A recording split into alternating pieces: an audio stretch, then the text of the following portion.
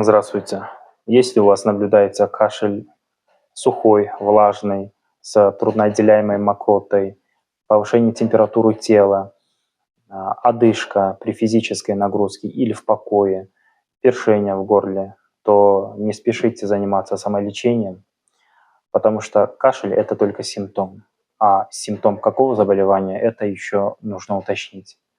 Обратитесь в Центр лучевой диагностики ЮРФА. Мы назначим вам необходимые методы обследования, поставим точный диагноз и подберем для вас эффективный метод лечения.